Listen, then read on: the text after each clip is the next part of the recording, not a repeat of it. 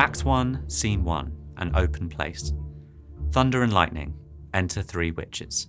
When shall we 3 meet again, in thunder, lightning, or in rain? When the hurly-burly's done, when the battle's lost and won. That will be ere the set of sun. Where the place? Upon the heath. There to meet with Macbeth. I come, Grey Malkin. Paddock calls. Anon. Fair is foul, and foul is fair. Hover through the fog and filthy air. Exeunt. Act 1, Scene 2, a camp near Forres. Alarum within. Enter King Duncan, Malcolm, Donalbain, Lennox with attendants, meeting a bleeding captain. What bloody man is that? He can report. As seemeth by his plight of the revolt, the new estate. This is the sergeant who, like a good and hardy soldier, fought 'gainst my captivity. Hail, brave friend. Say to the king the knowledge of the broil as thou didst leave it. Doubtful it stood, as 2 spent swimmers that do cling together and choke their art, the merciless MacDonald, worthy to be a rebel, for to that the multiplying villainies of nature do swarm upon him. From the western isles of kerns and gallow-glasses is supplied, and fortune, on his damned quarrel smiling, showed like a rebel's whore. But all's too weak, for brave Macbeth, while he deserves that name, disdaining fortune with his brandished steel, which smoked with bloody execution, like valor's minion carved out his passage, till he faced the slave, which ne'er shook hands nor bade farewell to him, till he unseamed him from the nave to the chops, and fixed his head upon our battlements. Oh, valiant cousin, worthy gentleman. As whence the sun gins his reflection, shipwracking storms and direful thunders break. So from that spring whence comfort seemed to come, discomfort swells. Mark, King of Scotland, mark. No sooner justice had, with valour armed, compelled these skipping kerns to trust their heels, but the Norwegian lords, surveying vantage, with furbished arms and new supplies of men, began a fresh assault. Dismayed not this. Our captains, Macbeth and Banquo? Yes, as sparrows eagles or the hare the lion. If I say sooth, I must report they were as cannons overcharged with double cracks, so they doubly redoubled strokes upon the foe, except they meant to bathe in reeking wounds, or memorize another Golgotha. I cannot tell, but I'm faint. My gashes cry for help. So well thy words become thee as thy wounds. They smack of honour both. Go, get him, surgeons. Exit captain, attended. Enter Ross and Angus. Who comes here? The worthy Thane of Ross. What a haste looks through his eyes. So should he look that seems to speak things strange. God save the king. Whence camest thou, worthy Thane? From Fife, great king, where the Norwegian banners flout the sky and fan our people cold. Norway himself, with terrible numbers, assisted by that most disloyal traitor, the Thane of Cawdor, began a dismal conflict, till that Bellona's bridegroom lapped in proof, confronted him with self-comparisons, point against point, rebellious arm against arm, curbing his lavish spirit, and to conclude, the victory fell on us. Great happiness. That now Swenno, the Norway's king, craves composition, nor would we deign him burial of his men, till he disbursed at St. Colm's Inch $10,000 to our general use. No more that Thane of Cawdor shall deceive our bosom interest. Go, pronounce his present death, and with his former title greet Macbeth. I'll see it done. What he hath lost, noble Macbeth hath won. Exeunt. Act 1, Scene 3, a heath. Thunder. Enter the 3 witches. Where hast thou been, sister? Killing swine. Sister, where thou? A sailor's wife had chestnuts in her lap, and munched and munched and munched. Give me, quoth I, aroint thee, witch, the rump-fed Runyon cries. Her husband's to Aleppo gone, master o'er the tiger, but in a sieve I'll thither sail, and like a rat without a tail, I'll do, and I'll do. I'll give thee a wind. Thou art kind. And I another. I myself have all the other, and the very ports they blow, all the quarters that they know in the shipman's card. I will drain him dry as hay. Sleep shall neither night nor day hang upon his penthouse lid. He shall live a man forbid. Weary 7 nights 9 times 9, shall he dwindle, peak and pine. Though his bark cannot be lost, yet it shall be tempest tossed. Look what I have. Show me, show me. Here I have a pilot's thumb, racked as homeward he did come. Drum within. A drum, Macbeth doth come. The weird sisters, hand in hand, posters of the sea and land, thus do go about, thrice to thine, and thrice to mine, and thrice again to make up 9. Peace! The charms wound up. Enter Macbeth and Banquo. So foul and fair a day I have not seen. How far is called to Forres? What are these so withered and so wild in their attire, that look not like the inhabitants of the earth, and yet are on't? Live you, or are you aught that man may question? You seem to understand me, by each at once her choppy finger laying upon her skinny lips. You should be women. And yet your beards forbid me to interpret that you are so. Speak if you can. What are you? All hail Macbeth. Hail to thee, Thane of Glamis. All hail Macbeth. Hail to thee, Thane of Cawdor. All hail Macbeth, that shalt be king hereafter. Good sir, why do you start and seem to fear things that do sound so fair? In the name of truth, are ye fantastical, or that indeed which outwardly ye show? My noble partner, you greet with present grace and great prediction of noble having and of royal hope, that he seems rapt withal. To me you speak not.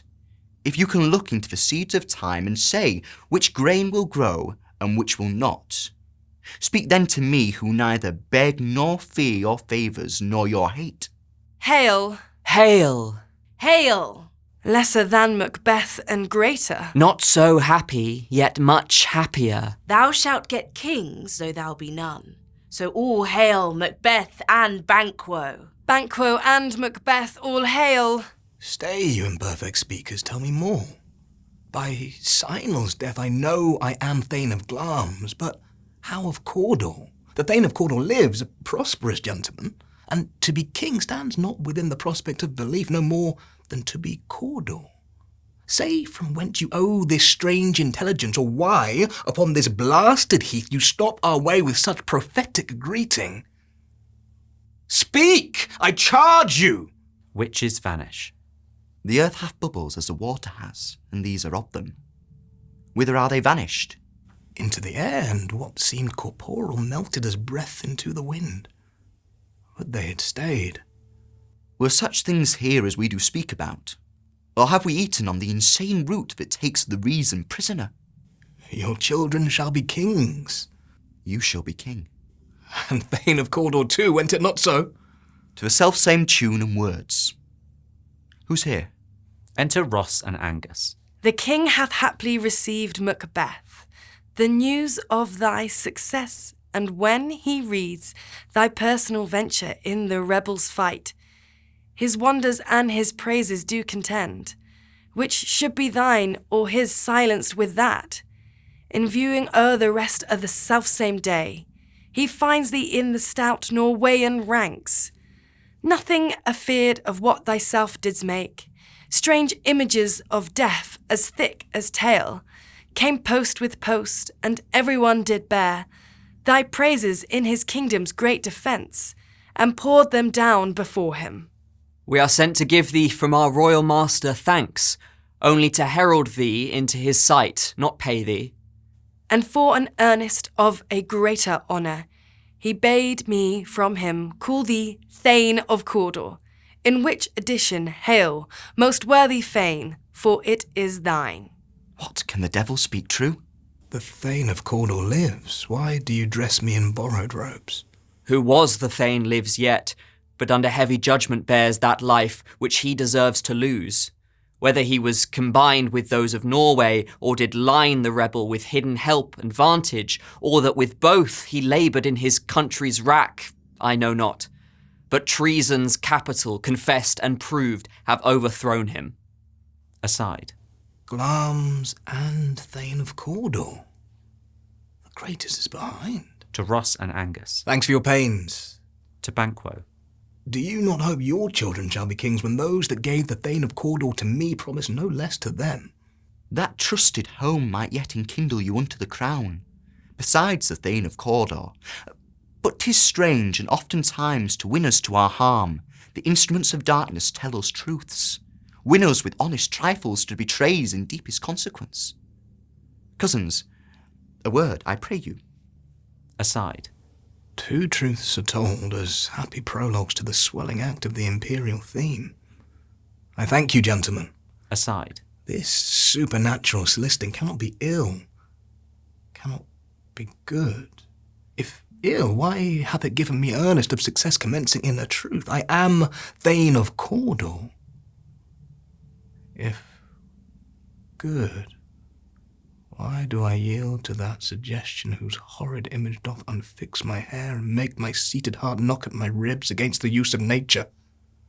Present fears are less than horrible imaginings. My thought, whose murder yet is but fantastical, shakes so my single state of man that function is smothered in surmise, and nothing is but what is not. Look how our partner's wrapped. Aside. If chance will have me king, why, chance may crown me without my stir. New honours come upon him, like our strange garments, cleave not to their mould, but with the aid of use. Aside. Come what come may, time and the hour runs through the roughest day. Worthy Macbeth, we stay upon your leisure. Give me your favour. My dull brain was wrought with things forgotten. Kind gentlemen, your pains are registered where every day I turn the leaf to read them. Let us toward the king. Think upon what hath chanced, and at more time, the interim having waded, let us speak our free hearts each to other. Very gladly. Till then, enough.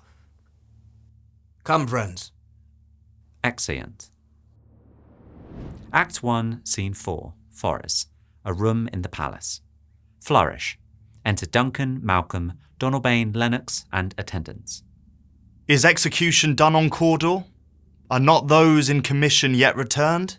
My liege, they are not yet come back. But I have spoke with one that saw him die, who did report that very frankly he confessed his treasons, implored your highness pardon, and set forth a deep repentance. Nothing in his life became him like the leaving it. He died as one that had been studied in his death, to throw away the dearest thing he owed as 'twere a careless trifle. There's no art to find the mind's construction in the face. He was a gentleman on whom I built an absolute trust. Enter Macbeth, Banquo, Ross, and Angus. O worthiest cousin, the sin of my ingratitude even now was heavy on me. Thou art so far before that swiftest wing of recompense is slow to overtake thee. Would thou hadst less deserved, that the proportion both of thanks and payment might have been mine, only I have left to say, more is thy due than all can pay. The service and the loyalty I owe in doing it pays itself. Your highness' part is to receive our duties, and our duties are to your throne and state, children and servants, which do but what they should by doing everything safe toward your love and honour.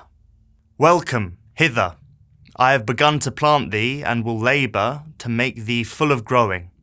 Noble Banquo, that hast no less deserved nor must be known, no less to have done so, let me enfold thee, and hold thee to my heart. There if I grow, the harvest is your own.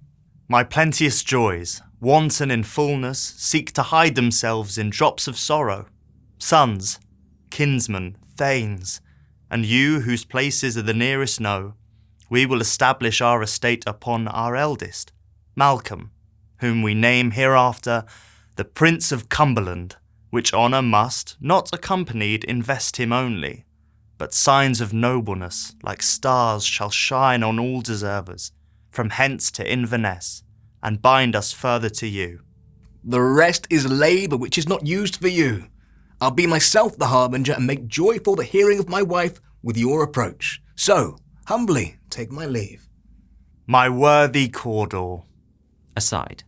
The Prince of Cumberland.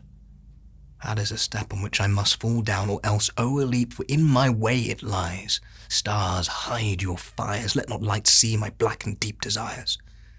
The eye winketh the hand, yet let that be which the eye fears when it is done to see. Exit. True, worthy Banquo.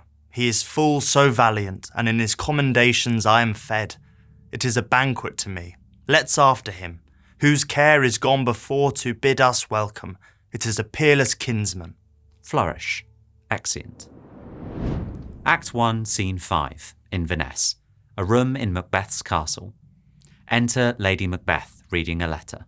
They met me in the day of success, and I have learned by the perfect's report that they have more in them than mortal knowledge. When I burned in desire to question them further, they made themselves air into which they vanished. Whilst I stood wrapped in the wonder of it, came missives from the king, who all hailed me Thane of Cawdor, by which title before these weird sisters saluted me, and referred me to the coming on of time with Hail, King, that shalt be. This have I thought good to deliver thee, my dearest partner of greatness, that thou mightst not lose the dues of rejoicing by being ignorant of what greatness is promised thee. Lay it to thy heart, and farewell. Glamis thou art, and Cawdor, and shalt be what thou art promised. Yet do I fear thy nature. It is too full of the milk of human kindness to catch the nearest way. Thou wouldst be great, art not without ambition, but without the illness should attend it. What thou wast highly, that wouldst thou holily, wouldst not play false, and yet wouldst wrongly win. Thou'st have great Glamis, that which cries thus thou must do, if thou have it, and that which rather thou dost fear to do, than wishes should be undone. Hie thee hither, that I may pour my spirits in thine ear, and chastise with the valour of my tongue all that impedes thee from the golden round, which fate and metaphysical aid doth seem to have thee crowned withal. Enter a messenger. What is your tidings? The king comes here tonight. Thou art mad to say it. Is not thy master with him, who, were it so, would have informed for preparation? So please you, it is true. Our Thane is coming. One of my fellows had the speed of him, who, almost dead for breath, had scarcely more than would make up his message. Give him tending. He brings great news. Exit messenger. The raven himself is hoarse that croaks the fatal entrance of Duncan under my battlements. Come, you spirits that tend on mortal thoughts, unsex me here, and fill me from the crown to the toe top full of direst cruelty. Make thick my blood, stop up the access and passage to remorse, that no compunctuous visitings of nature shake my fell purpose, nor keep peace between the effect and it. Come to my woman's breasts, and take my milk for gall, you murdering ministers. Wherever in your sightless substances you wait on nature's mischief. Come, thick night, and pull thee in the dunnest smoke of hell, that my keen knife see not the wound it makes, nor heaven peep through the blanket of dark, to cry, Hold! Hold! Enter Macbeth. Great Glamis, worthy Cawdor, greater than both by the all-hail hereafter, thy letters have transported me beyond this ignorant present, and I feel now the future in the instant. My dearest love, Duncan comes here tonight. And when goes hence? Tomorrow, as he purposes. Oh, never shall sun that morrow see. Your face, my Thane, is as a book where men may read strange matters. To beguile the time, look like the time, bear welcome in your eye. Your hand, your tongue, look like the innocent flower, but be the serpent under it. He that's coming must be provided for, and you shall put this night's great business in my dispatch, which shall to all our nights and days to come give solely sovereign sway and masterdom. We will speak further. Only look up clear. To alter favour ever is to fear, leave all the rest to me. Exeunt. Act 1, Scene 6, the same, before the castle. Hautboys, servants of Macbeth attending. Enter Duncan, Malcolm, Donalbain, Banquo, Lennox, Macduff, Ross, Angus, and attendants. This castle hath a pleasant seat. The air nimbly and sweetly recommends itself unto our gentle senses. This guest of summer, the temple-haunting martlet does approve by his loved mansionry that the heaven's breath smells wooingly here. No jutty, frieze, buttress, nor coign of vantage, but this bird hath made his pendant bed and procreant cradle. Where they most breed and haunt, I have observed the air is delicate. Enter Lady Macbeth. See our honoured hostess. The love that follows us sometime is our trouble, which still we thank as love. Herein I teach you how you shall bid God yield us for your pains, and thank us for your trouble.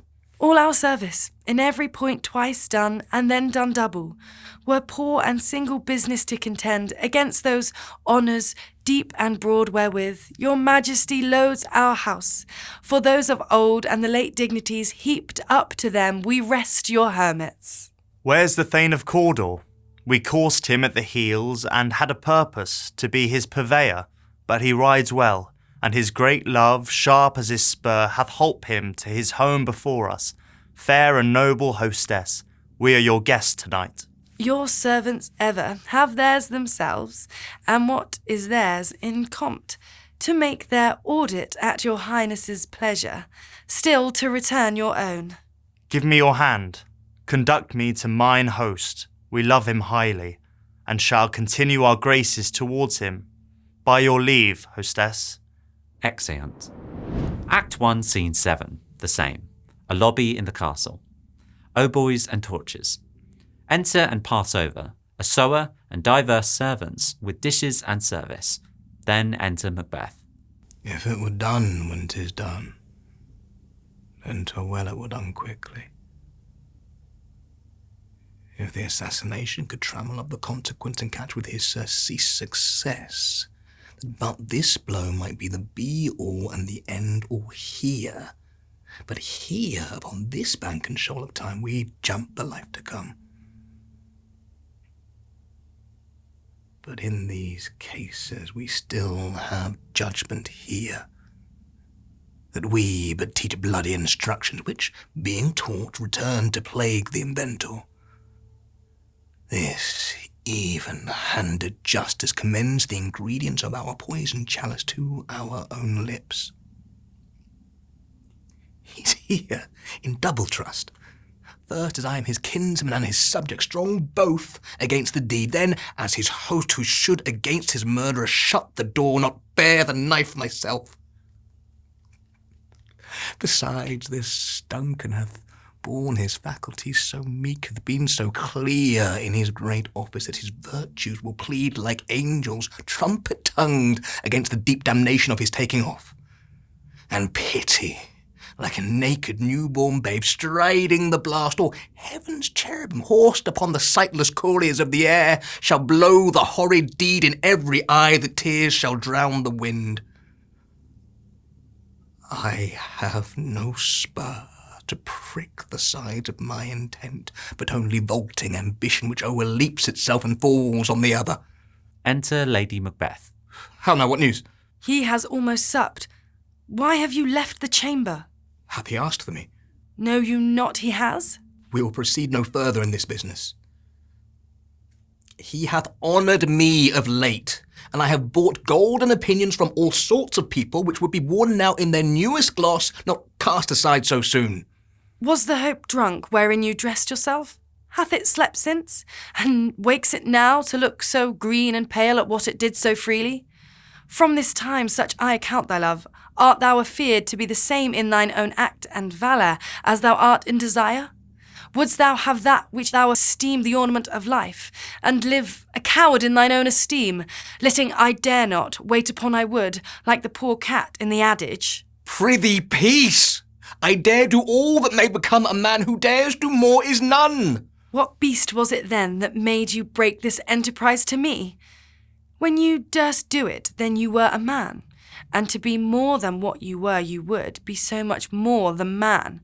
Nor time nor place did then adhere, and yet you would make both. They have made themselves, and that their fitness now does unmake you. I have given suck, and know how tender 'tis to love the babe that milks me. I would, while it was smiling in my face, have plucked my nipple from his boneless gums, and dashed the brains out, had I so sworn as you have done to this. If we should fail. We fail. But screw your courage to the sticking place, and we'll not fail. When Duncan is asleep, whereto the rather shall his day's hard journey soundly invite him, his 2 chamberlains will I with wine and wassels so convince that memory, the warder of the brain, shall be a fume, and the receipt of reason a limbeck only. When in swinish sleep their drenched natures lie as in a death, what cannot you and I perform upon the unguarded Duncan? What not put upon his spongy officers, who shall bear the guilt of our great quell? Bring forth men, children only. For thy undaunted metal should compose nothing but males. Will it not be received when we have marked with blood those sleepy 2 of his own chamber, and used their very daggers that they have done it? Who dares receive it other, as we shall make our griefs and clamour roar upon his death? I am settled, and bend up each corporeal agent to this terrible feat. Away and mock the time with fairest show. False face must hide what the false heart doth know. Exeunt. Act 2, Scene 1, Inverness, court within the castle. Enter Banquo and Fleance with a torch before him. How goes the night, boy? The moon is down. I have not heard the clock. And she goes down at 12. I take 'tis later, sir. Hold, take my sword. There's husbandry in heaven. The candles are all out. Take thee that too. A heavy summons lies like lead upon me, and yet I would not sleep. Merciful powers restraining me the cursed thoughts that nature gives way to in repose. Enter Macbeth and a servant with a torch. Give me my sword. Who's there? A friend. What, sir, not yet at rest? The king's abed. He hath been in unusual pleasure and sent forth great largesse to your offices. This diamond he greets your wife withal, by the name of most kind hostess, and shut up in measureless content. Being unprepared, our will became the servant to defect, which else should free have wrought. All's well. I dreamt last night of the 3 weird sisters. To you they have showed some truth. I think not of them. Yet, when we can entreat an hour to serve, we would spend it in some words upon that business, if you would grant the time. At your kindest leisure. If you shall cleave to my consent when 'tis, it shall make honour for you. So I lose none in seeking to augment it, but still keep my bosom franchised, and allegiance clear. I shall be counselled. Good repose the while. Thanks, sir. The like to you. Exeunt. Banquo and Fleance. Go, bid thy mistress, when my drink is ready, she strike upon the bell. Get thee to bed. Exit servant. Is this a dagger which I see before me? A handle toward my hand. Come, let me clutch thee. I have thee not, and yet I see thee still. Art thou not fatal vision, sensible to feeling as to sight, or art thou but a dagger of the mind, a false creation, proceeding from the heat-oppressed brain? I see thee yet, in form as palpable as this which now I draw. Thou marshallest me the way that I was going, and such an instrument I was to use. Mine eyes are made the fools of the other senses, or else worth all the rest. I see thee still, and on thy blade and dudgeon gouts of blood, which was not so before. There's no such thing. It is the bloody business which informs thus to mine eyes. Now, o'er the one half-world, nature seems dead, and wicked dreams abuse the curtained sleep. Witchcraft celebrates pale Hecate's offerings, and withered murder, alarumed by his sentinel, the wolf, whose howls his watch, thus with his stealthy pace, with Tarquin's ravishing strides towards his design, moves like a ghost. Thou sure and firm set earth, hear not my steps, which way they walk, for fear thy very stone to prate of my whereabout, and take the present horror from the time which now suits with it. Whiles I threat, he lives. Words to the heat of deeds too cold breath gives. A bell rings. I go, and it is done. The bell invites me. Hear it not, Duncan, for it is a knell that summons thee to heaven or to hell. Exit. Act 2, Scene 2, the same. Enter Lady Macbeth. That which hath made them drunk hath made me bold. What hath quenched them hath given me fire. Hark! Peace! It was the owl that shrieked the fatal bellman, which gives the sterns good night. He is about it. The doors are open, and the surfeited grooms do mock their charge with snores. I have drugged their possets, that death and nature do contend about them, whether they live or die. Within. Who's there? What ho? Alack! I am afraid they have awaked, and 'tis not done. The attempt and not the deed confounds us. Hark! I laid their daggers ready, he could not miss 'em. Had he not resembled my father as he slept, I had done it. My husband. Enter Macbeth. I have done the deed. Didst thou not hear a noise? I heard the owl scream and the crickets cry. Did not you speak? When? Now. As I descended. Aye. Hark! Who lies in the second chamber? Donalbain. This is a sorry sight. Looking on his hands. A foolish thought to say a sorry sight. There's one did laugh in sleep, and one cried murder. That they did wake each other, I stood and heard them, but they did say their prayers and addressed them again to sleep. There are two lodged together. One cried, God bless us, and amen. The other, as they had seen me with these hangman's hands listening their fear, I could not say amen when they did say, God bless us. Consider it not so deeply. But wherefore could I not pronounce amen? I had most need of blessing, and amen stuck in my throat. These deeds must not be thought after these ways, so it will make us mad. Methought I heard a voice cry, sleep no more. Macbeth does murder sleep. The innocent sleep, sleep that knits up the ravelled sleeve of care, the death of each day's life, sore labour's bath, balm of hurt minds, great nature's second course, chief nourisher in life's feast. What do you mean? Still it cried, sleep no more. To all the house Glamis hath murdered sleep, and therefore Cawdor shall sleep no more. Macbeth shall sleep no more. Who was it that thus cried? Why, worthy Thane, you do unbend your noble strength to think so brain-sickly of things. Go, get some water and wash this filthy witness from your hand. Why did you bring these daggers from the place? They must lie there. Go, carry them and smear the sleepy grooms with blood. I'll go no more. I am afraid to think what I have done. Look on it again, I dare not. Infirm of purpose. Give me the daggers. The sleeping and the dead are but as pictures. 'Tis the eye of childhood that fears a painted devil. If he do bleed, I'll gild the faces of the grooms withal, for it must seem their guilt. Exit. Knocking within. Whence is that knocking? How is it with me when every noise appalls me? What hands are here? Ha! They pluck out mine eyes!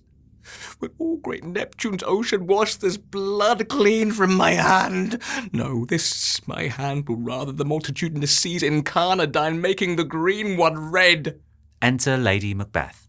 My hands are of your colour, but I shame to wear a heart so white. Knocking within. I hear knocking at the south entry. Retire we to our chamber.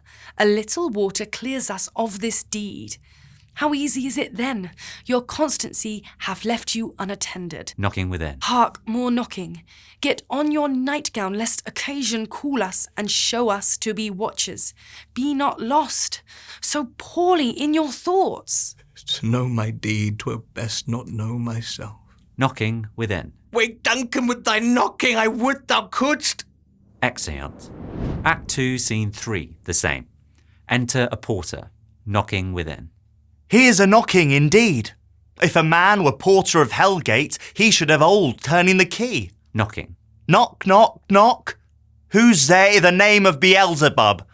Here's a farmer that hanged himself on the expectation of plenty. Come in time, have napkins enow about you. Here, you'll sweat for it. Knocking. Knock, knock. Who's there i' the other devil's name? Faith. Here's an equivocator that could swear in both the scales against either scale, who committed treason enough for God's sake, yet could not equivocate to heaven. Oh, come in, equivocator. Knocking. Knock, knock, knock. Who's there?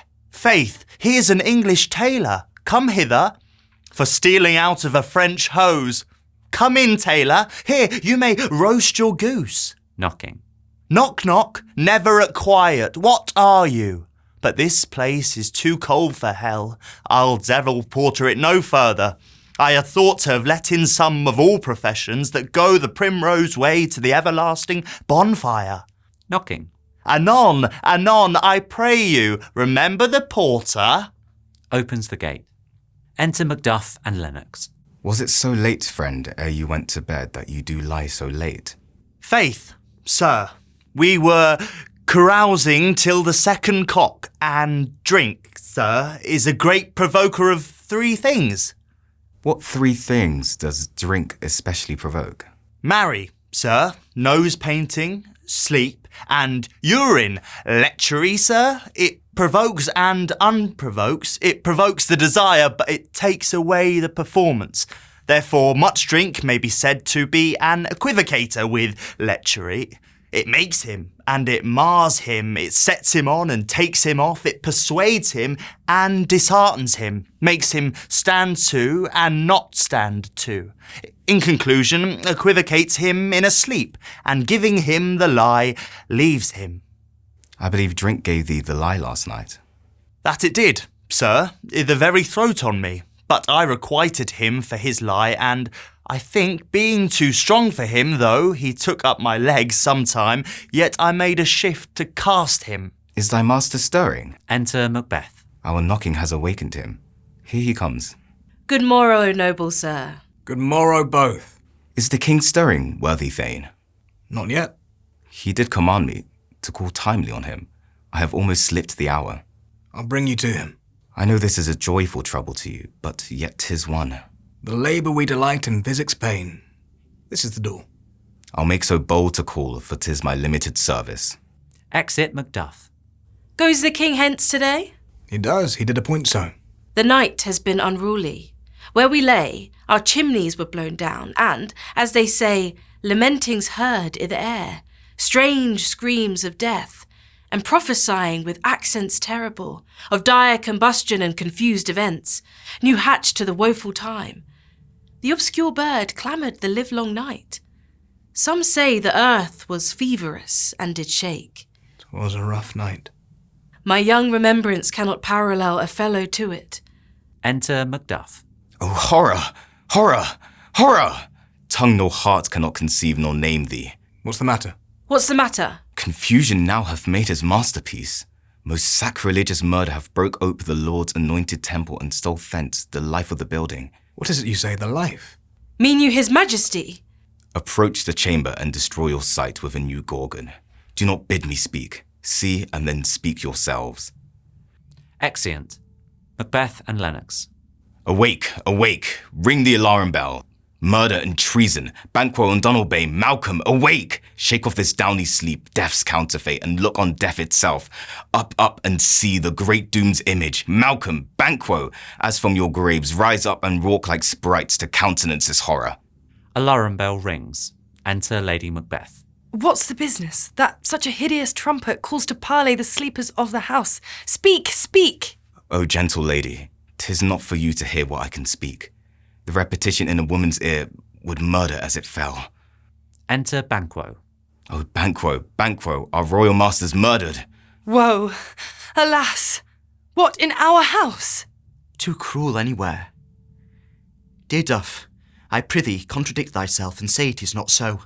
Enter Macbeth and Lennox with Ross. Had I but died an hour before this chance, I had lived a blessed time. For from this instant there's nothing serious in mortality. All is but toys, renown and grace is dead, the wine of life is drawn, and the mere lees is left this vault to brag of. Enter Malcolm and Donalbain. What is amiss? You are and do not know it. The spring, the head, the fountain of your blood is stopped. The very source of it is stopped. Your royal father's murdered. Oh. By whom? Those of his chamber, as it seemed, had done't. Their hands and faces were all badged with blood, so were their daggers, which, unwiped, we found upon their pillows. They stared and were distracted. No man's life was to be trusted with them. Oh, yet I do repent me of my fury that I did kill them. Wherefore did you so? Who can be wise, amazed, temperate and furious, loyal and neutral in a moment? No man! The expedition of my violent love outrun the pauser, reason. Here lay Duncan, his silver skin laced with his golden blood, and his gash stabs looked like a breach in nature for ruined, wasteful entrance. There, the murderers, steeped in the colours of their trade, their daggers unmannerly breached with gore. Who could refrain that had a heart to love, and in that heart courage to make loves known? Help me hence! Ho! Look to the lady. Why do we hold our tongues that most may claim this argument for hours? What should be spoken here, where our fate, hid in an auger hole, may rush and seize us? Let's away. Our tears are not yet brewed. Nor our strong sorrow upon the foot of motion. Look to the lady. Lady Macbeth is carried out. And when we have our naked frailties hid, that suffer in exposure, let us meet, and question this most bloody piece of work to know it further. Fears and scruples shake us. In the great hand of God I stand. And thence against the undivulged pretence I fight of treasonous malice. And so do I. So all. Let's briefly put on manly readiness and meet in the hall together. Well contented. Exeunt. All but Malcolm and Donalbain. What will you do? Let's not consort with them.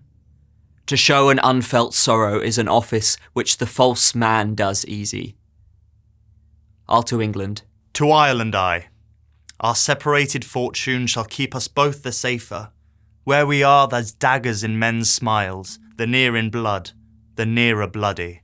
This murderous shaft that shot hath not yet lighted, and our safest way is to avoid the aim. Therefore to horse, and let us not be dainty of leave-taking, but shift away. There's warrant in that theft which steals itself when there's no mercy left. Exeunt. Act 2, Scene 4. The same, without the castle. Enter Ross and an old man. 70 I can remember well, within the volume of which time I have seen hours dreadful and things strange, but this sore night hath trifled former knowings. Ha! Good father, thou sees the heavens as troubled with man's act, threatens his bloody stage by the clock 'tis day, and yet dark night strangles the travelling lamp. Is it night's predominance or the day's shame that darkness does the face of earth entomb, when living light should kiss it? 'Tis unnatural, even like the deed that's done. On Tuesday last, a falcon, towering in her pride of place, was by a mousing owl hawked at and killed. And Duncan's horses, a thing most strange and certain, beauteous and swift, the minions of their race, turned wild in nature, broke their stools, flung out contending 'gainst obedience as they would make war with mankind. 'Tis said they eat each other. They did so, to the amazement of mine eyes that looked upon it. Here comes the good Macduff. Enter Macduff. How goes the world, sir, now? Why, see you not? Is it known who did this more than bloody deed? Those that Macbeth has slain. Alas the day! What good could they pretend? They were suborned, Malcolm and Donalbain, the king's 2 sons, are stolen away and fled, which puts upon them suspicion of the deed. 'Gainst nature still, thriftless ambition that will raven up thine own life's means. Then 'tis most like the sovereignty will fall upon Macbeth. He is already named and gone to Scone to be invested. Where is Duncan's body? Carried to Colmkill, the sacred storehouse of his predecessors and guardian of their bones. Will you to Scone? No, cousin, I'll to Fife. Well, I will thither. Well, may you see things well done there. Adieu, lest our old robes sit easier than our new. Farewell, father. God's benison go with you, and with those that would make good of bad and friends of foes. Exeunt. Act 3, Scene 1. Forest. A room in the palace. Enter Banquo. Thou hast it now, King Cawdor, Glamis all, as the weird women promised. And I fear thou play'st most foully fought. Yet it was said it should not stand in thy posterity, but that myself should be the root and father of many kings. If there come truth from them, as upon thee, Macbeth, their speeches shine, why, by the verities on thee made good, may they not be my oracles as well, and set me up in hope? But hush, no more. Senate sounded. Enter Macbeth as king, Lady Macbeth as queen, Lennox, Ross, lords, and attendants. Here's our chief guest. If he had been forgotten, it had been as a gap in our great feast and all thing unbecoming. Tonight we hold a solemn supper, sir, and I'll request your presence. Let your highness command upon me, to the which my duties are with a most indissoluble tie forever knit. Ride you this afternoon? Aye, my good lord. We should have else desired your good advice, which still hath been both grave and prosperous in this day's council, but we'll take tomorrow. As far you ride? As far, my lord, as will fill up the time. Twixt this and supper, go not my horse the better. I must become a borrower of the night, for a dark hour or twain. Fail not our feast. My lord, I will not. We hear our bloody cousins are bestowed in England and in Ireland, not confessing their cruel parricide, filling their hearers with strange invention. But of that tomorrow, when therewithal we shall have cause of state craving us jointly. Hie you to horse, adieu till you return at night. Goes Fleance with you? Hi, my good lord.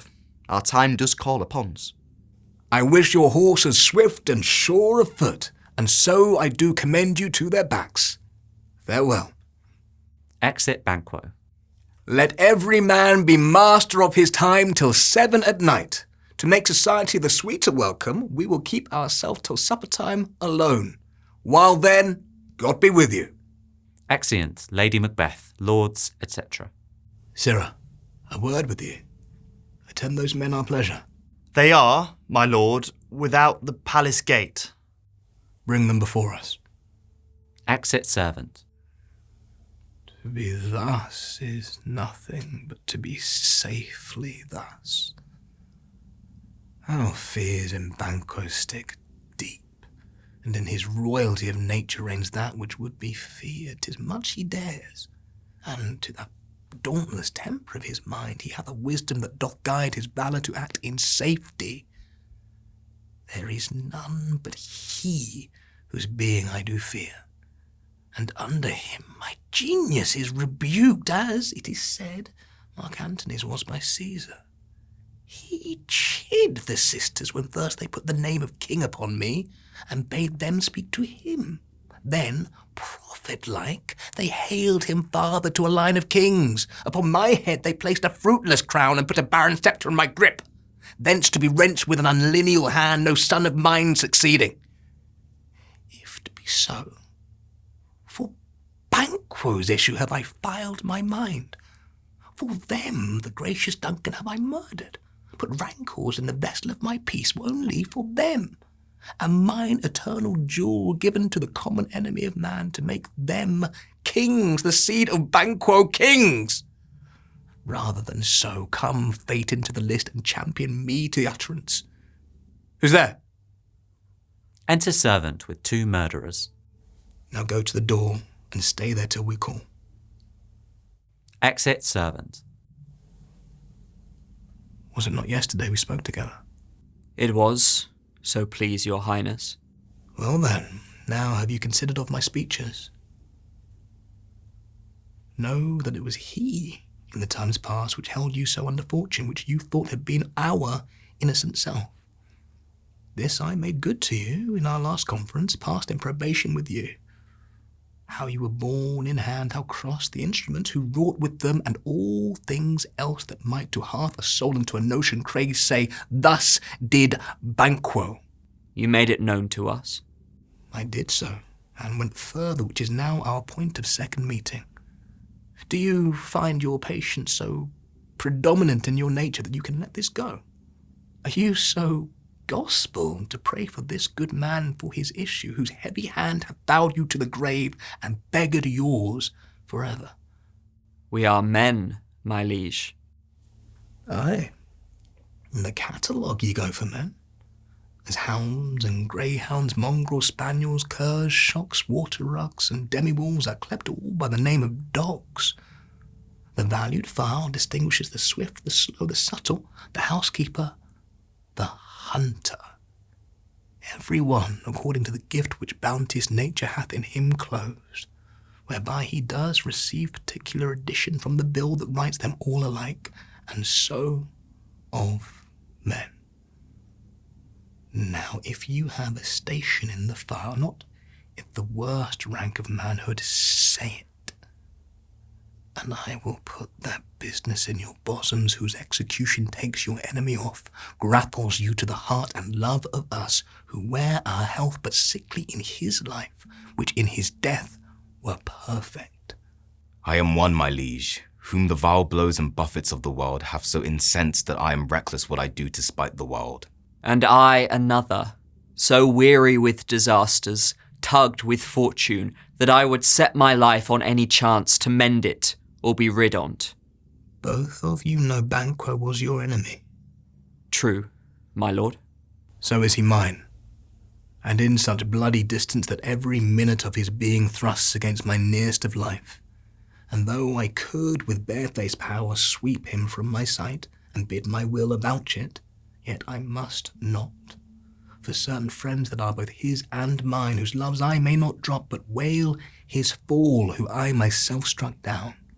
And thence it is that I to your assistance do make love, masking the business from the common eye for sundry weighty reasons. We shall, my lord, perform what you command us. Though our lives... Your spirits shine through you. Within this hour at most I will advise you where to plant yourselves. Acquaint you with the perfect spot, the time, the moment on it, for it must be done tonight. And something from the palace. Always thought that I require a clearness. And with him, to leave no rubs nor botches in the work, Fleance his son, that keeps him company, whose absence is no less material to me than is his father's, must embrace the fate of that dark hour. Resolve yourselves apart. I'll come to you anon. We are resolved, my lord. I'll call upon you straight. Abide within.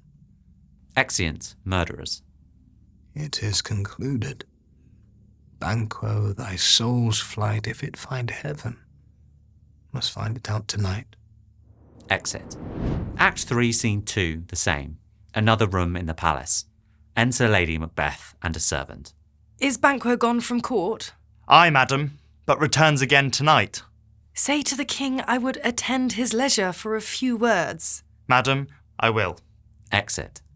Naught's had all spent. Where our desire is got without content, 'tis safer to be that which we destroy than by destruction dwell in doubtful joy. Enter Macbeth. How now, my lord? Why do you keep alone? Of sorriest fancies your companions making, using those thoughts which should indeed have died with them they think on? Things without all remedy should be without regard. What's done is done. We have scorched the snake, not killed it.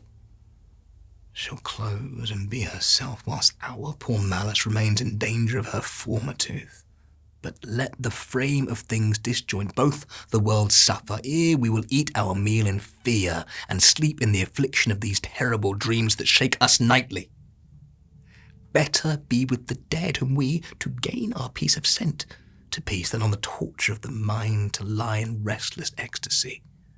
Duncan is in his grave. After life's fitful fever, he sleeps well. Treason has done his worst, nor steel, nor poison, malice domestic, foreign levy, nothing can touch him further. Come on, gently, my lord, sleek o'er your rugged looks. Be bright and jovial among your guests tonight. So shall I, love, and so, I pray, be you. Let your remembrance apply to Banquo. Present him eminence both with eye and tongue. Unsafe the while that we must lave our honours in these flattering streams and make our faces visits to our hearts, disguising what they are. You must leave this. Oh, full of scorpions is my mind, dear wife. Thou know'st that Banquo and his fleance lives. But in them nature's copies not etern. There's comfort yet. They are assailable. Then be thou jocund, ere the bat hath flown his cloistered flight, ere to black Hecate's summons the shard-born beetle with his drowsy hums hath rung night's yawning peal. There shall be done a deed of dreadful note. What's to be done? Be innocent of the knowledge, dearest Chuck, till thou applaud the deed. Come, sealing night, scarf up the tender eye of pitiful day, and with thy bloody and invisible hand cancel and tear to pieces that great bond which keeps me pale.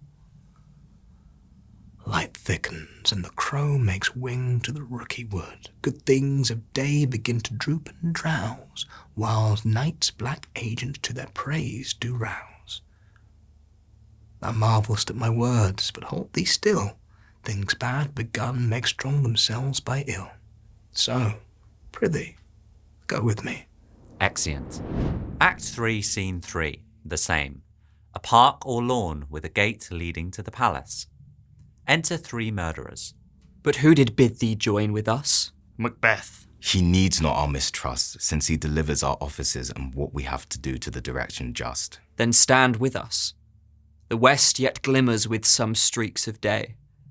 Now spurs the lated traveller apace to gain the timely inn, and near approaches the subject of our watch. Hark! I hear horses. Within. Give us a light there, ho! Then 'tis he, the rest that are within the note of expectation already are in the court. His horses go about. Almost a mile, but he does usually. So all men do, from hence to the palace gate, make it their walk. Enter Banquo and Fleance with a torch. A light! A light! 'Tis he! Stand to it. It will be rain tonight. Let it come down. Assaults Banquo. Oh, treachery! Fly, good Fleance! Fly! Fly! Fly! Thou mayst revenge! O slave! Dies. Fleance escapes. Who did strike out the light? Was not the way? There's but one down. The sun is fled. We have lost best half of our affair. Well, let's away, and say how much is done. Exeunt. Act 3, Scene 4, the same. A room of state in the palace. A banquet prepared. Enter Macbeth, Lady Macbeth, Ross, Lennox, lords and attendants. You know your own degrees. Sit down. At first and last, the hearty welcome. Thanks to your majesty. Ourself will mingle with society and play the humble host. Our hostess keeps her state, but in best time we will require her welcome. Pronounce it for me, sir, to all our friends, for my heart speaks they are welcome. Enter first murderer to the door. See? They encounter thee with their heart's thanks. Both sides are even here. I'll sit the midst. Be large in mirth, anon we'll drink and measure the table round. There's blood upon thy face. 'Tis Banquo's then. 'Tis better thee without than he within. Is he dispatched? My lord his throat is cut. That I did for him. Thou art the best the cutthroats. Yet he's good that did the like for Fleance. If thou didst it, thou art the nonpareil. Most royal sir, Fleance is scaped. Then comes my fit again. I had else been perfect, whole as the marble, founded as the rock, as broad and general as the casing air. But now I am cabined, cribbed, confined, bound into saucy doubts and fears. But Banquo's safe. Ay, my good lord, Safe in a ditch he bides, with 20 trenched gashes on his head, the least a death to nature. Thanks for that. There the grown serpent lies, the worm that's fled hath nature that in time will venom breed. No teeth for the present. Get thee gone. Tomorrow we'll hear ourselves again. Exit murderer. My royal lord, you do not give the cheer the feast is sold. That is not often vouched while 'tis a making. 'Tis given with welcome. To feed were best at home. From thence the source to meat is ceremony. Meeting were bare without it. The ghost of Banquo rises and sits in Macbeth's place. Sweet remembrancer, now good digestion wait on appetite, and health on both. May't please your highness sit. Here had we now our country's honour roofed, were the graced person of our Banquo present, who may I rather challenge for unkindness than pity for mischance. His absence, sir, lays blame upon his promise. Please it your highness, to grace us with your royal company. The table's full. Here is a place reserved, sir. Where? Here, my good lord. What is't that moves your highness? Which of you have done this? What, my good lord? Thou canst not say I did it. Never shake thy gory locks at me. Gentlemen, rise. His highness is not well. Sit, worthy friends. My lord is often thus, and hath been from his youth. Pray you, keep seat. The fit is momentary. Upon a thought, he will again be well. If much you note him, you shall offend him and extend his passion. Feed and regard him not. Are you a man? Ay, and a bold one that dare look on that which might appall the devil. Oh, proper stuff! This is the very painting of your fear. This is the air-drawn dagger which you said led you to Duncan. Oh, these flaws and starts, impostors to true fear, would well become a woman's story at a winter's fire, authorized by her grandam shame itself. Why do you make such faces? When all is done, you look but on a stool. Prithee, see there. Behold, look low, how say you? Why, what care I if thou canst not speak too? If charnel houses at our graves must send those that we bury back, our monument shall be the moors of kites. Ghost disappears. What, quite unmanned in folly? If I stand here, I saw him. Fie, for shame! Blood hath been shed ere now at the olden time, ere humane statute purged the gentle wheel. Aye, and since 2 murders have been performed too terrible for the ear, the time has been that when the brains were out, the man would die, and there an end. But now they rise again with 20 mortal murders on their crowns and push us from our stools. This is more strange than such a murder is. My worthy lord, your noble friends do lack you. I do forget. Do not muse at me, my most worthy friends. I have a strange infirmity, which is nothing to those that know me. Come, love and health to all, then I'll sit down. Give me some wine, fill full. I drink to the general joy of the whole table, and to our dear friend Banquo, whom we miss. Would he were here. Ghost rises again. To all and him we thirst, and all to all. Our duties and the pledge. The vault, quit my sight! Let the earth hide thee, thy bones are marrowless, thy blood is cold, thou hast no speculation in those eyes which thou dost glare with. Think of this, good peers, but as a thing of custom, 'tis no other, only it spoils the pleasure of the time. What man dare approach thou like the rugged Russian bear, the armed rhinoceros, or the Hyrcan tiger? Take any shape but that, and my firm nerves shall never tremble. Or be alive again, and dare me to the desert with thy sword. If trembling I inhabit, then protest me the baby of a girl. Hence, horrible shadow, unreal mockery, hence! Ghost disappears. Why so? Being gone, I am a man again. Pray you, sit still. You have displaced the mirth, broke the good meeting with most admired disorder. Can such things be, and overcome us like a summer's cloud without our special wonder. You make me strange even to the disposition that I owe, when now I think you can behold such sights and keep the natural ruby of your cheeks when mine are blanched with fear. What sights, my lord? I pray you, speak not. He grows worse and worse. Question enrages him. At once, good night. Stand not upon the order of your going, but go at once. Good night, and better health attend his majesty. A kind good night to all. Exeunt. All lords and attendants. It will have blood, they say. Blood will have blood. Stones have been known to move and trees to speak. Augurs and understood relations have by maggot pies and chocks and rooks brought forth the secret man of blood. What is the night? Almost at odds with morning. Which is which?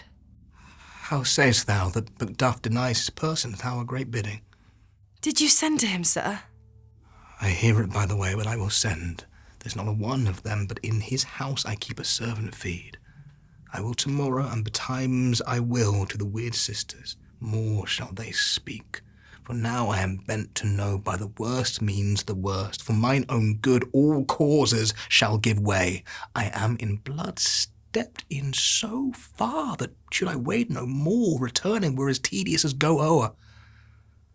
Strange things I have in head that will to hand, which must be acted ere they may be scanned. You lack the season of all natures, sleep. Come, will to sleep. My strange and self-abuse is the initiate fear that wants hard use. We are yet but young indeed. Exeunt. Act 3, Scene 5. The Heath. Thunder. Enter the three witches meeting Hecate. Why? How now, Hecate? You look angrily.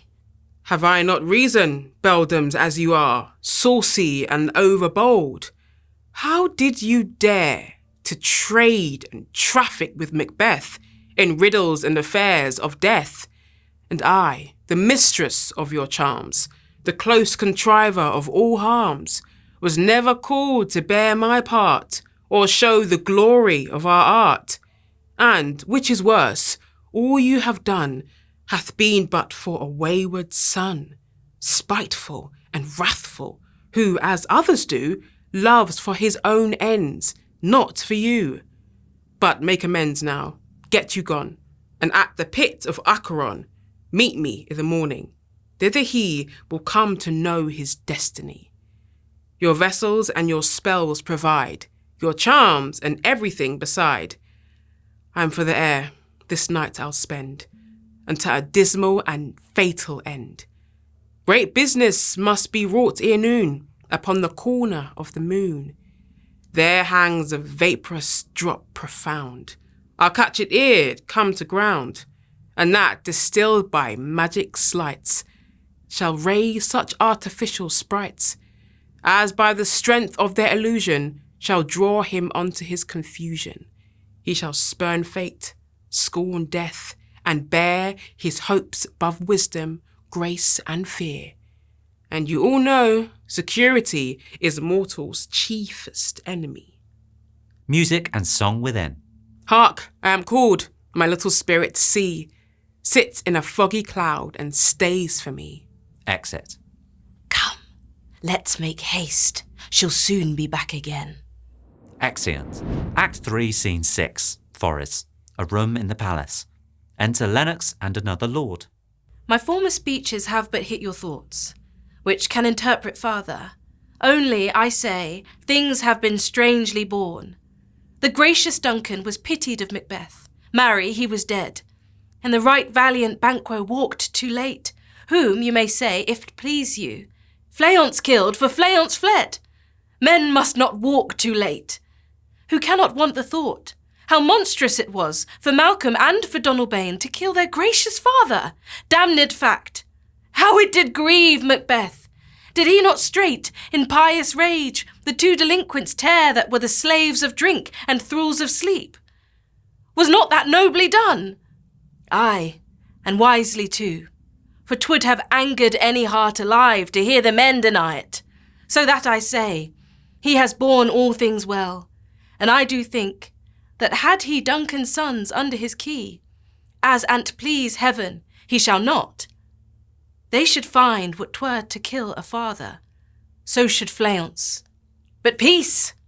For from broad words, and 'cause he failed his presence at the tyrant's feast, I hear Macduff lives in disgrace. Sir, can you tell where he bestows himself?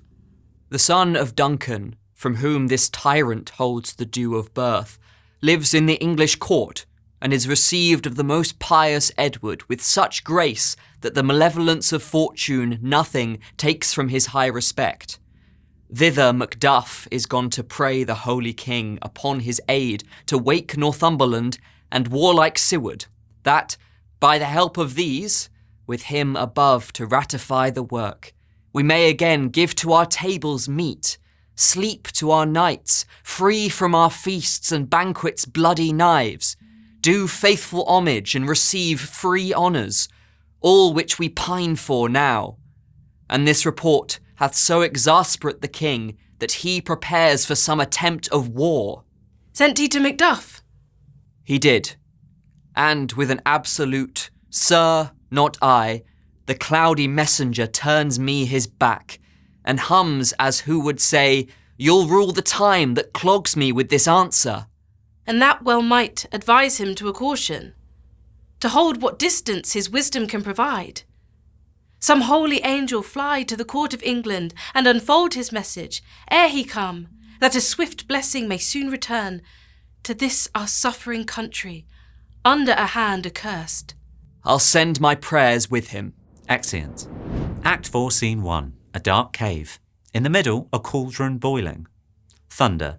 Enter the three witches. Thrice the brinded cat hath mewed. Thrice and once the hedge pig whined. Harpier cries, "'Tis time, 'tis time." Round about the cauldron go, in the poisoned entrails throw, toad that under cold stone, days and nights has 31, sweltered venom sleeping got, boil thou first i' the charmed pot. Double, double, toil and trouble, fire burn and cauldron bubble. Fillet of a fenny snake, in the cauldron boil and bake, eye of newt and toe of frog, wool of bat and tongue of dog, adder's fork and blind worm's sting, lizard's leg and howlet's wing, for a charm of powerful trouble, like a hell broth boil and bubble. Double, double, toil and trouble, fire burn and cauldron bubble. Scale of dragon, tooth of wolf, witch's mummy, mar and gulf, of the ravened salt sea shark, root of hemlock digged in the dark, liver of blaspheming Jew, gall of goat and slips of ewe, slivered in the moon's eclipse, nose of Turk and Tartar's lips, finger of birth-strangled babe, ditch delivered by a drab, make the gruel thick and slab, add thereto a tiger's children for the ingredients of our cauldron. Double, double, toil and trouble, fire burn and cauldron bubble. Cool it with a baboon's blood, then the charm is firm and good. Enter Hecate. Oh, well done, I commend your pains, and everyone shall share i' the gains. And now about the cauldron sing, like elves and fairies in a ring, enchanting all that you put in. Music and song. Exit Hecate. By the pricking of my thumbs, something wicked this way comes. Open, locks, whoever knocks. Enter Macbeth. How now, you secret black and midnight hags? What is it you do? A deed without a name. I conjure you by that which you profess, howe'er you come to know it, answer me. Though you untie the winds and let them fight against the churches, though the yesty waves confound and swallow navigation up, though bladed corn be lodged and trees blown down, though castles topple on their warders' heads, though palaces and pyramids do slope their heads to their foundations, though the treasure of nature's germans tumble all together, even till destruction sicken, answer me to what I ask you. Speak. Demand. We'll answer. Say, if thou dost rather hear it from our mouths or from our masters. Call 'em, let me see 'em. Pour in sow's blood that hath eaten, her 9 farrow grease that sweeten, from the murderer's gibbet throw into the flame. Come, high or low, Thyself and office deftly show. Thunder. An apparition of an armed head rises. Tell me, thou unknown power. He knows thy thought. Hear his speech, but say thou naught. Macbeth, Macbeth, Macbeth. Beware Macduff. Beware the Thane of Fife. Dismiss me. Enough. Descends. Whate'er thou art, for thy good caution, thanks. Thou hast harped my fear aright, but one word more. He will not be commanded. Here's another, more potent than the first. Thunder. An apparition of a bloody child rises. Macbeth, Macbeth, Macbeth. Had I 3 ears, I'd hear thee. Be bloody, bold, and resolute. Laugh to scorn the power of man, for none of woman born shall harm Macbeth. Descends. Then live, Macduff, what need I fear of thee? But yet I'll make assurance double sure and take a bond of fate.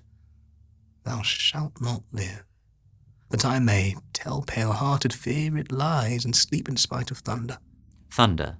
An apparition of a child crowned with a tree in his hand rises. What is this that rises like the issue of a king and wears upon his baby brow the round and top of sovereignty?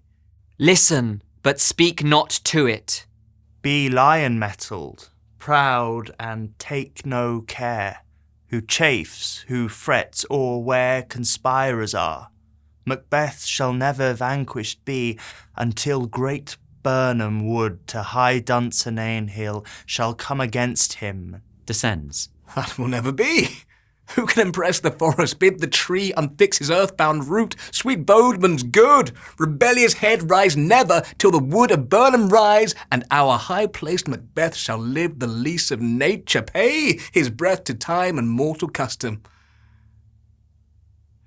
Yet my heart throbs to know one thing. Tell me, if your art can tell so much, shall Banquo's issue ever reign in this kingdom? Seek to know no more. I will be satisfied. Deny me this, and an eternal curse fall on you. Let me know. Why sinks that cauldron? And what noise is this? Oh, boys. Show. Show. show. Show his eyes and grieve his heart. Come like shadows, so depart. A show of 8 kings appear and pass over in order, the last with a glass in his hand, Banquo following. Thou art too like the spirit of Banquo down. Thy crown does sear mine eyeballs, and thy hair.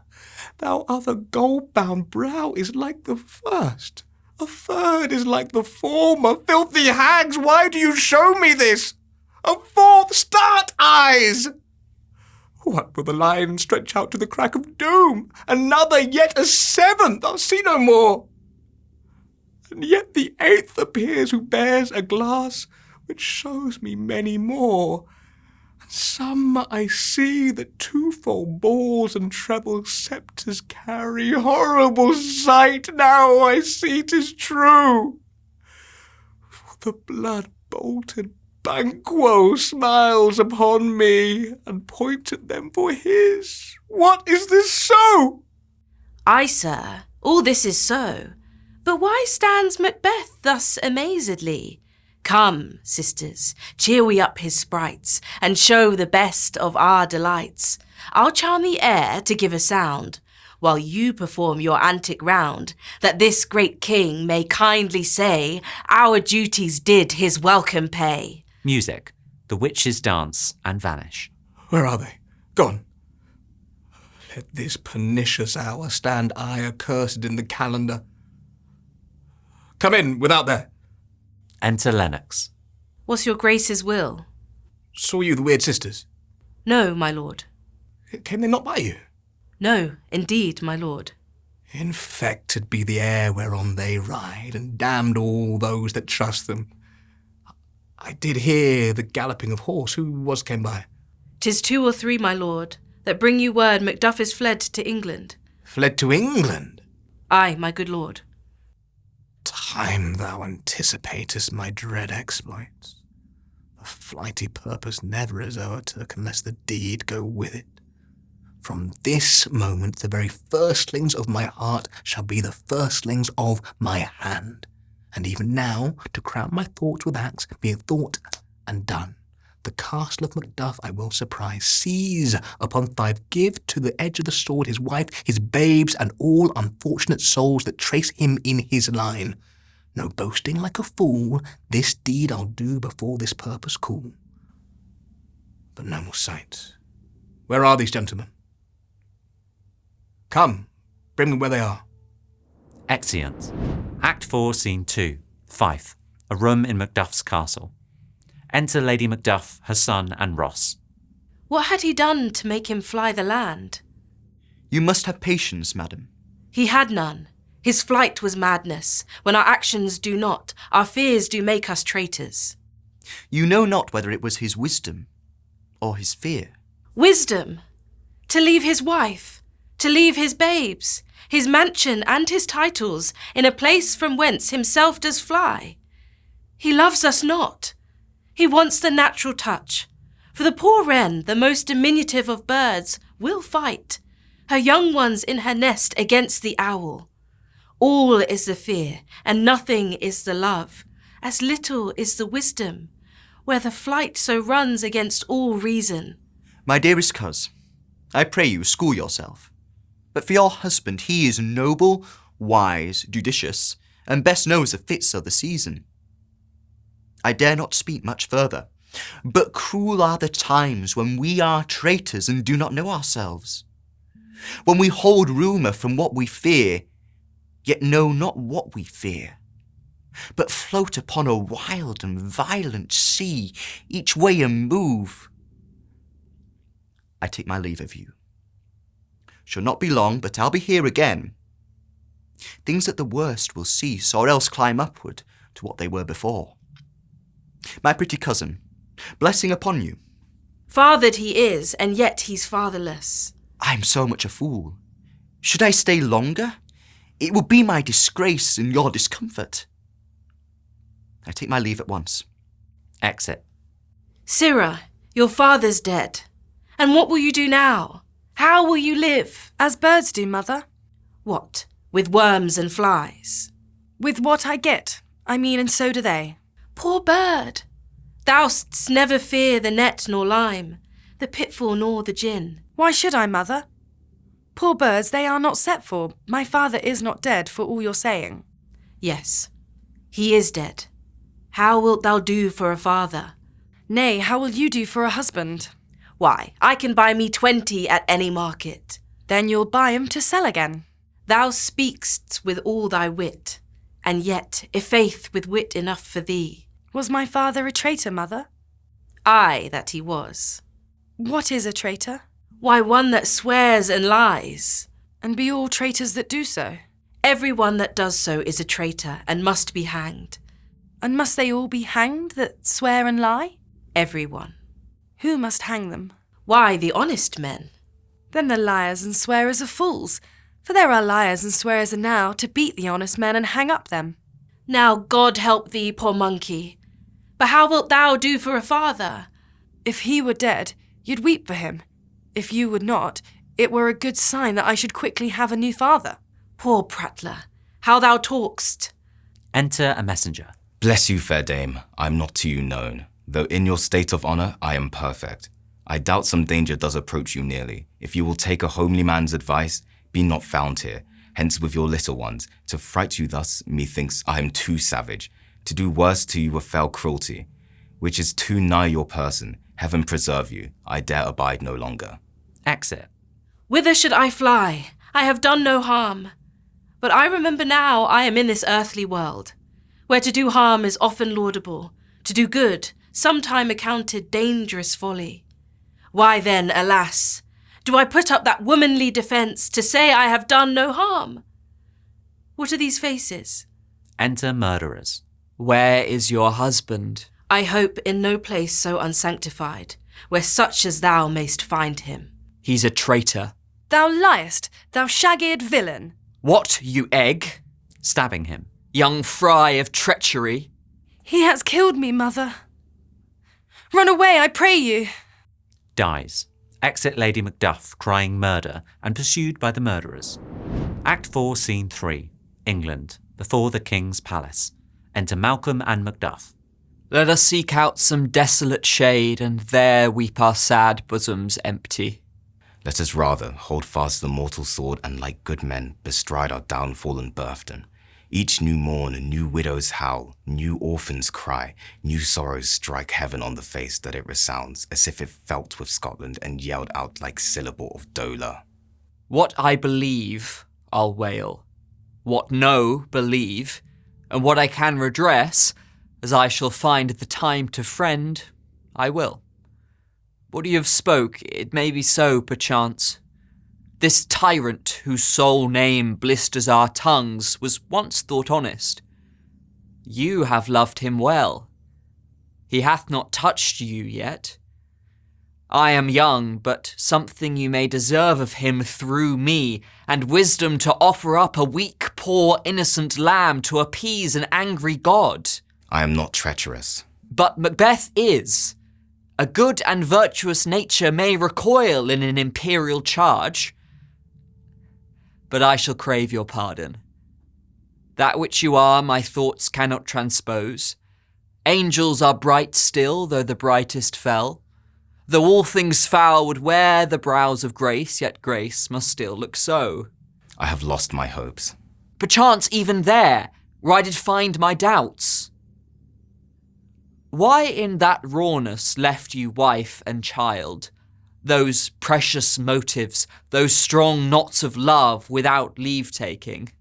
I pray you, let not my jealousies be your dishonours, but mine own safeties.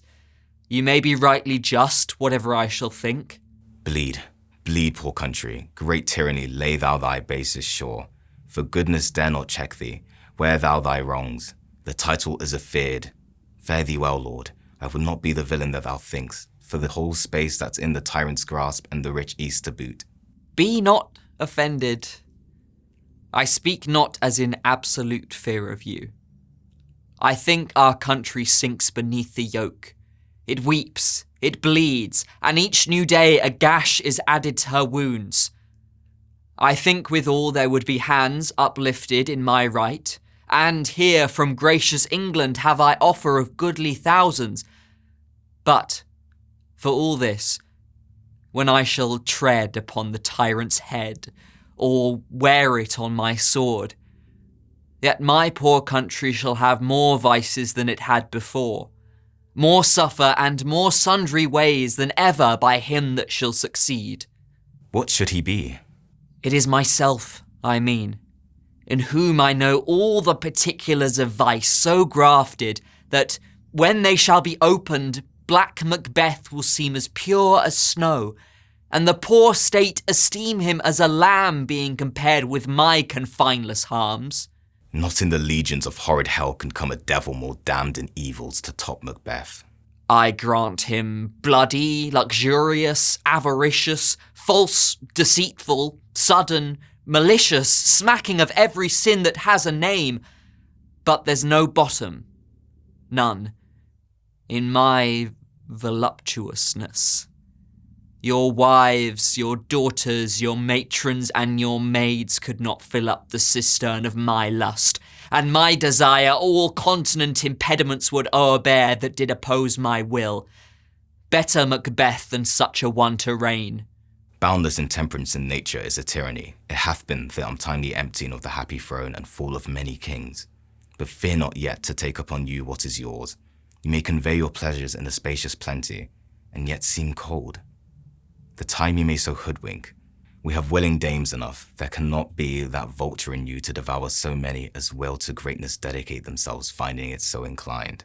With this there grows in my most ill-composed affection such a staunchless avarice that, were I king, I should cut off the nobles for their lands, desire his jewels and this other's house, and my more having would be as a source to make me hunger more, that I should forge quarrels unjust against the good and loyal, destroying them for wealth.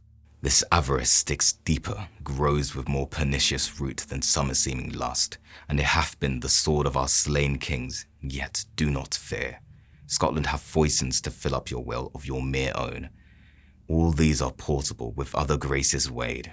But I have none. The king becoming graces as justice, verity, temperance, stableness, bounty, perseverance, mercy, lowliness, devotion, patience, courage, fortitude, I have no relish of them, but abound in the division of each several crime, acting it many ways. Nay, had I power, I should pour the sweet milk of concord into hell, uproar the universal peace, confound all unity on earth. O Scotland, Scotland! If such a one be fit to govern, speak. I am as I have spoken. Fit to govern? No, not to live. O nation miserable, with an untitled tyrant bloody sceptred, when shalt thou see thy wholesome days again? Since that the truest issue of thy throne by his own interdiction stands accused, and dost blaspheme his breed? Thy royal father was a most sainted king, the queen that bore thee. Oftener upon her knees and on her feet died every day she lived. Fare thee well, these evils thou repeatest upon thyself have banished me from Scotland. O my breast, thy hope ends here. Macduff, this noble passion, child of integrity, hath from my soul wiped the black scruples, reconciled my thoughts to thy good truth and honour. Devilish Macbeth by many of these trains hath sought to win me into his power, and modest wisdom plucks me from over-credulous haste. But God above deal between thee and me. For even now I put myself to thy direction, and unspeak mine own detraction. Here abjure the taints and blames I laid upon myself for strangers to my nature. I am yet unknown to woman, never was forsworn, scarcely have coveted what was mine own. At no time broke my faith, would not betray the devil to his fellow, and delight no less in truth than life. My first false speaking was this upon myself. What I am truly is thine and my poor country's to command. Whither indeed, before thy here approach, old Seward with 10,000 warlike men already at a point was setting forth. Now we'll together, and the chance of goodness be like our warranted quarrel. Why are you silent? Such welcome and unwelcome things at once, 'tis hard to reconcile. Enter a doctor. Well, more anon. Comes the king forth, I pray you? Aye, sir. There are a crew of wretched souls that stay his cure. Their malady convinces the great assay of art, but at his touch, such sanctity hath heaven given his hand, they presently amend. I thank you, doctor. Exit doctor. What's the disease he means? 'Tis called the evil, a most miraculous work in this good king, which often, since my here remain in England, I have seen him do. How he solicits heaven, himself best knows, but strangely visited people, all swollen, ulcerous, pitiful to the eye, the mere despair of surgery he cures, hanging a golden stamp about their necks, put on with holy prayers, and 'tis spoken to the succeeding royalty he leaves the healing benediction. With this strange virtue he hath a heavenly gift of prophecy, and sundry blessings hang about his throne that speak him full of grace. Enter Ross. See, who comes here? My countryman, but yet I know him not. My ever-gentle cousin, welcome hither. I know him now. Good God, betimes remove the means that make us strangers. Sir, amen. Stand Scotland where it did? Alas, poor country, almost afraid to know itself. It cannot be called our mother, but our grave, where nothing, but who knows nothing, is once seen to smile, where sighs and groans and shrieks that rent the air are made, not marked, where violent sorrow seems a modern ecstasy. The dead man's knell is there, scarce asked for who, and good men's lives expire before the flowers in their caps, dying or ere they sicken. O relation, too nice and yet too true. What's the newest grief? That of an hour's age doth hiss the speaker. Each minute teems a new one. How does my wife? Why, well. And all my children? Well too. The tyrant has not battered at their peace? No. They were well at peace when I did leave them. How goest? When I came hither to transport the tidings, which I have heavily borne, there ran a rumour of many worthy fellows that were out, which was to my belief witness rather, for that I saw the tyrant's power afoot. Now is the time of help. Your eye in Scotland would create soldiers, make our women fight, to doff their dire distresses. Be it their comfort we are coming thither. Gracious England hath lent us good Seward and 10,000 men, an older and a better soldier none that Christendom gives out. Would I could answer this comfort with the like, but I have words that would be howled out in the desert air, where hearing should not latch them. What concern they? The general cause, or is it a fee grief due to some single breast? No mind that's honest, but in it shares some woe, though the main part pertains to you alone. If it be mine, keep it not from me. Quickly, let me have it. Let not your ears despise my tongue forever, which shall possess them with the heaviest sound that ever yet they heard. I guess at it. Your castle is surprised, your wife and babes savagely slaughtered. To relate the manner were, on the quarry of these murdered deer, to add the death of you. Merciful heaven. What, man? Ne'er pull your hat upon your brows. Give sorrow words. The grief that does not speak whispers the o'er-fraught heart and bids it break. My children too. Wife, children, servants, all that could be found. And I must be from thence. My wife killed too. I have said. Be comforted. Let's make us medicines of our great revenge to cure this deadly grief. He has no children. All my pretty ones. Did you say all? Oh, hellkite, all. All my pretty chickens and their dam at one fell swoop. Dispute it like a man. I shall do so, but I must also feel it as a man. I cannot but remember such things that were most precious to me. Did heaven look on, and would not take their part? Sinful Macduff, they were all struck for thee. Naught that I am, not for their own demerits, but for mine. Fell slaughter on their souls. Heaven rest them now. Be this the whetstone of your sword. Let grief convert to anger. Blunt not the heart, enrage it. Oh, I could play the woman with mine eyes, and braggart with my tongue. But gentle heavens, cut short all intermission front to front. Bring thou this fiend of Scotland and myself. Within my sword's length set him. If he scape, heaven forgive him too. This tune goes manly. Come, go we to the king. Our power is ready. Our lack is nothing but our leave.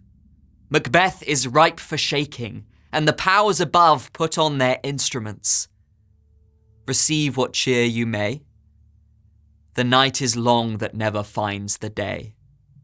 Exeunt. Act 5, Scene 1, Dunsinane. A room in the castle. Enter a doctor of physic and a waiting gentlewoman. I have 2 nights watched with you, but can perceive no truth in your report. When was it she last walked? Since His Majesty went into the field, I have seen her rise from her bed, throw her nightgown upon her, and lock her closet, take forth paper, fold it, write upon't, read it, afterward seal it, and again return to bed, yet all this while in a most fast sleep. A great perturbation in nature, to receive at once the benefits of sleep and do the effects of watching. In this slumbery agitation, besides her walking and other actual performances, what, at any time, have you heard her say? That, sir, which I will not report after her. You may to me, and 'tis most meet you should. Neither to you nor anyone, having no witness to confirm my speech. Enter Lady Macbeth with a taper. Lo you, here she comes. This is her very guise, and upon my life, fast asleep. Observe her, stand close. How came she by that light? Why, it stood by her. She has light by her continually, 'tis her command. You see, her eyes are open. Aye, but their scents are shut. What is it she does now? Look how she rubs her hands. It is an accustomed action with her, to seem thus washing her hands. I have known her continue in this a quarter of an hour. Yet here's a spot. Hark, she speaks. I will set down what comes from her to satisfy my remembrance the more strongly. Out, damn spot. Out, I say. 1, 2. Why then 'tis time to do it. Hell is murky. Fie, my lord, fie. A soldier and afeard. What need we fear, who knows it, when none can call our power to account? Yet who would have thought the old man to have had so much blood in him? Do you mark that? The Thane of Fife had a wife. Where is she now? What? Will these hands ne'er be clean? No more of that, my lord, no more of that. You mar all with this starting. Go to, go to. You have known what you should not. She has spoke what she should not. I am sure of that. Heaven knows what she has known. Here's the smell of the blood still. All the perfumes of Arabia will not sweeten this little hand. Oh, oh, oh. What a sigh is there. The heart is sorely charged. I would not have such a heart in my bosom for the dignity of the whole body. Well, well, well. Pray God it be, sir. This disease is beyond my practice. Yet I have known those which have walked in their sleep, who have died holily in their beds. Wash your hands. Put on your nightgown. Look not so pale. I tell you yet again, Banquo's buried. He cannot come out on his grave. Even so. To bed, to bed. There's knocking at the gate. Come, come, come, come, give me your hand. What's done cannot be undone. To bed, to bed, to bed. Exit. Will she go now to bed? Directly. Foul whisperings are abroad. Unnatural deeds do breed unnatural troubles.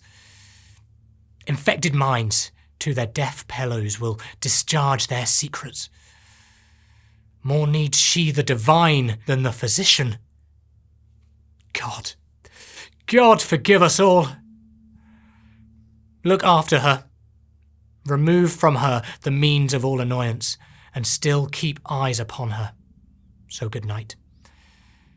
My mind she has mated and amazed my sight. I think, but dare not speak. Good night, good doctor. Exeunt. Act 5, Scene 2. The country near Dunsinane. Enter with drum and colours, Menteith, Caithness, Angus, Lennox, and soldiers. The English power is near, led on by Malcolm, his uncle Seward, and the good Macduff. Revenges burn in them. For their dear causes would to the bleeding the grim alarm excite the mortified man. Near Burnham Wood, shall we well meet them? That way are they coming.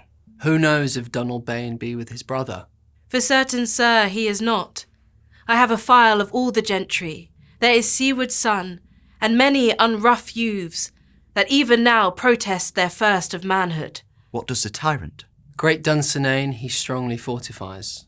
Some say he's mad, others that lesser hate him do call it valiant fury. But, for certain, he cannot buckle his distempered cause within the belt of rule.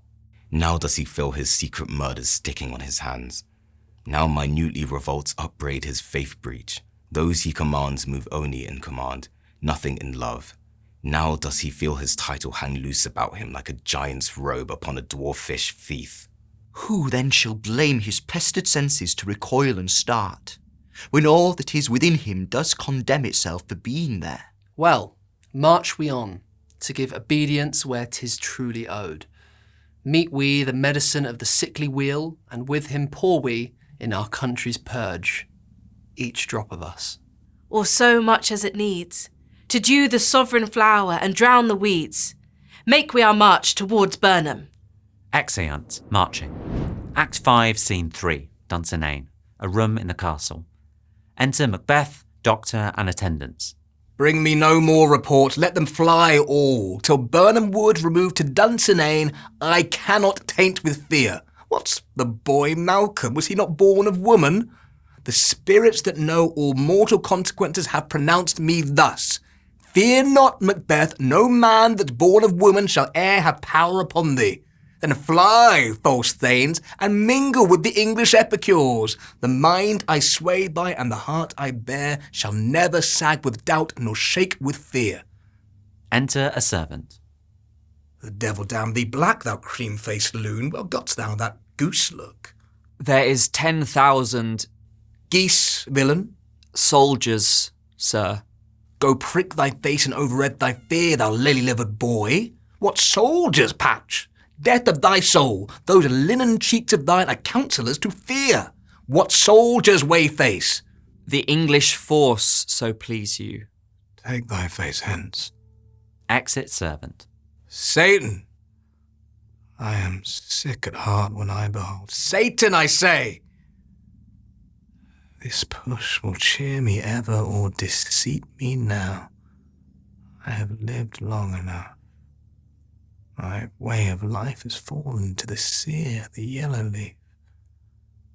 That which should accompany old age as honour, love, obedience, troops of friends, I must not look to have. But in their stead, curses not loud but deep, mouth honour, breath which the poor heart would fain deny and dare not. Satan! Enter Satan. What's your gracious pleasure? What news more? All is confirmed, my lord, which was reported. I'll fight till from my bones my flesh be hacked. Give me my armour. 'Tis not needed yet.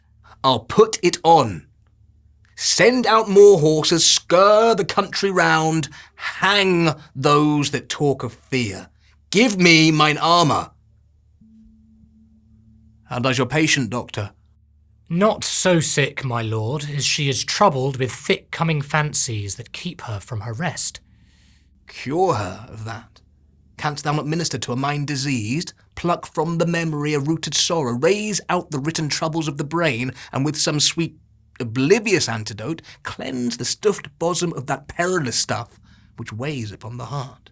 Therein the patient must minister to himself.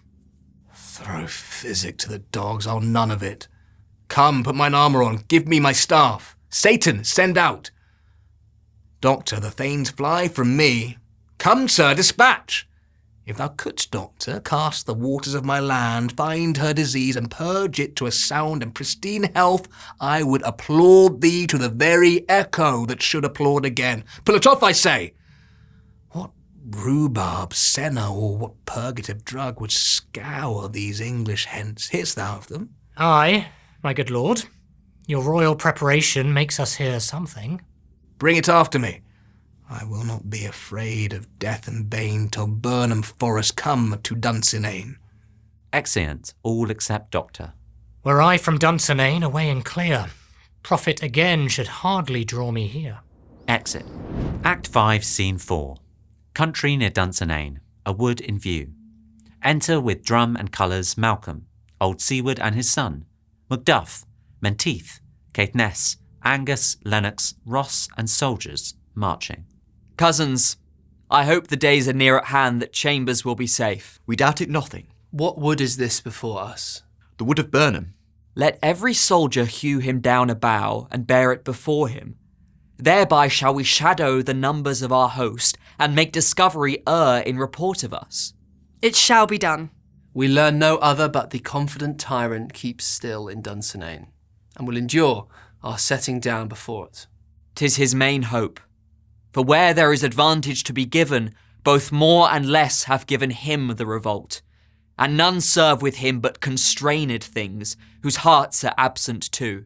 Let our just censures attend the true event, and put we on industrious soldiership. The time approaches that will, with due decision, make us know what we shall say we have and what we owe. Thoughts speculative, their unsure hopes relate, but certain issue strokes must arbitrate, towards which advance the war. Exeunt, marching. Act 5, Scene 5, Dunsinane, within the castle. Enter with drum and colours Macbeth, Satan and soldiers. Hang out our banners on the outward walls. The cry is still, they come. Our castle strength will laugh a siege to scorn. Here let them lie till famine and the ague eat them up. Were they not forced with those that should be ours, we might have met them dareful, beard to beard, and beat them backward home. A cry of women within. What is that noise? It is the cry of women, my good lord. Exit. I have almost forgot the taste of fears. The time has been my senses would have cooled to hear a night shriek, and my fell of hair would at a dismal treatise rouse and stir as life were in it. I have supped full with horrors. Direness familiar to my slaughterous thoughts cannot once start me. Enter Satan. Wherefore was that cry? The queen, my lord, is dead. She should have died hereafter. There would have been a time for such a word. Tomorrow and tomorrow and tomorrow creeps in this petty pace from day to day to the last syllable of recorded time. And all our yesterdays have lighted fools the way to dusty death. Out, out, brief candle. Life's but a walking shadow, a poor player that struts and frets his hour upon the stage, and then is heard no more. It is a tale told by an idiot, full of sound and fury, signifying nothing. Enter a messenger. Thou comest to use thy tongue, thy story quickly. Gracious, my lord, I should report that which I say I saw, but know not how to do it. Well, say, sir. As I did stand my watch upon the hill, I looked towards Burnham, and anon, methought, the wood began to move. Liar and slave. Let me endure your wrath, if it be not so. Within this 3 mile may you see it coming. I say, a moving grove. If thou speak'st false, upon the next tree shalt thou hang alive till famine cling thee. If thy speech be sooth, I care not if thou dost for me as much. I pull in resolution and begin to doubt the equivocation of the fiend that lies like truth. Fear not till Burnham wood do come to Dunsinane, and now a wood comes toward Dunsinane. Arm, arm, and out! If this which he avouches does appear, there is nor flying hence nor tarrying here. I begin to be aweary of the sun, and wish the estate of the world were now undone. Ring the alarum bell, blow wind, come rack, at least we'll die with harness on our back. Exeunt. Act 5, Scene 6, the same, a plain before the castle. Enter with drum and colours Malcolm, Old Seward, Macduff and their army with boughs. Now near enough. Your leafy screens throw down and show like those you are. You, worthy uncle, shall with my cousin, your right noble son, lead our first battle. Worthy Macduff and we shall take upon what else remains to do, according to our order. Fare you well. Do we but find the tyrant's power tonight, let us be beaten, if we cannot fight. Make all our trumpets speak, give them all breath, those clamorous harbingers of blood and death. Exeunt. Act 5, Scene 7, the same, another part of the plain. Alarums. Enter Macbeth. They have tied me to a stake, I cannot fly, but bear like I must fight the course. What's he that was not born of woman? Such a one am I to fear or none. Enter young Seward. What is thy name? Oh, thou be afraid to hear it. No. Though thou calls thyself a hotter name than any is in hell. My name's Macbeth. The devil himself could not pronounce a title more hateful to mine ear. No, nor more fearful. Thou liest, abhorred tyrant. With my sword I'll prove the lie thou speakst. They fight, and young Siward is slain. Thou wast born of woman. But swords I smile at, weapons laugh to scorn, brandished by man that's of a woman born. Exit. Alarums. Enter Macduff. That way the noise is. Tyrant, show thy face. If thou be slain, and with no stroke of mine, my wife and children's ghosts will haunt me still. I cannot strike at wretched kerns whose arms are hired to bear their staves. Either thou, Macbeth, or else my sword with an unbattered edge I sheath again undeeded. There thou shouldest be. By this great clatter, one of greatest note seems bruited. Let me find him fortune, and more I beg not. Exit. Alarums. Enter Malcolm and old Siward. This way, my lord. The castle's gently rendered. The tyrant's people on both sides do fight. The noble thanes do bravely in the war. The day almost itself professes yours, and little is to do. We have met with foes that strike beside us. Enter, sir, the castle. Exeunt. Alarums. Act 5, Scene 8. The same. Another part of the field. Enter Macbeth. Why should I play the Roman fool and die on mine own sword, whilst I see lives the gashers do better upon them? Enter Macduff. Turn, hellhound, turn. Of all men else I have avoided thee, but get thee back, my soul is too much charged with blood of thine already. I have no words. My voice is in my sword, thou bloodier villain than terms can give thee out. They fight. Thou losest labour. As easy mayst thou the entrenchant air with thy keen sword impress as make me bleed. Let fall thy blade on vulnerable crests. I bear a charmed life which must not yield to one of woman born. Despair thy charm, and let the angel whom thou hast served tell thee Macduff was from his mother's womb, untimely ripped. Accursed be that tongue that tells me so, for it hath cowed my better part of man. And be these juggling fiends no more believe that palter with us in a double sense, that keep the word of promise to our ear and break it to our hope, I'll not fight with thee. Then yield thee, coward, and live to be the show and gaze of the time. We'll have thee, as our rarer monsters are, painted upon a pole, and under it here may you see the tyrant.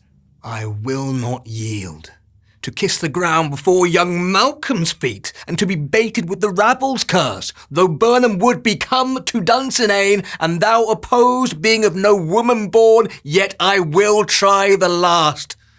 Before my body I throw my warlike shield.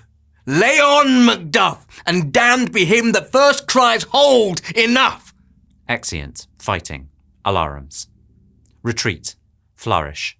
Enter, with drum and colours, Malcolm, old Siward, Ross, thanes, and soldiers. I would the friends we miss were safe arrived. Some must go off, and yet by these I see, so great a day as this is cheaply bought. Macduff is missing, and your noble son. Your son, my lord, has paid a soldier's debt. He only lived but till he was a man, the which no sooner had his prowess confirmed in the unshrinking station where he fought, but like a man he died. Then he is dead? Aye, and brought off the field. Your cause of sorrow must not be measured by his worth, for then it hath no end. Had he his hurts before? Aye, on the front. Why then? God's soldier be he. Had I as many sons as I have hairs, I would not wish them to a fairer death. And so his knell is knolled. He's worth more sorrow, and that I'll spend for him. He's worth no more. They say he parted well and paid his score. And so, God be with him. Here comes newer comfort. Enter Macduff, with Macbeth's head. Hail, king, for so thou art. Behold where stands the usurper's cursed head. The time is free. I see thee compassed with thy kingdom's pearl, that speak my salutation in their minds, whose voices I desire aloud with mine. Hail, King of Scotland. Hail, King of Scotland. Flourish. We shall not spend a large expense of time before we reckon with your several loves, and make us even with you. My thanes and kinsmen, henceforth be earls, the first that ever Scotland in such an honour named. What's more to do, which would be planted newly with the time, as calling home our exiled friends abroad, that fled the snares of watchful tyranny, producing forth the cruel ministers of this dead butcher and his fiend-like queen, who, as 'tis thought, by self and violent hands took off her life. This, and what needful else that calls upon us, by the grace of grace, we will perform in measure, time, and place. So thanks to all at once, and to each one, whom we invite to see us crowned at Scone. Flourish. Exeunt.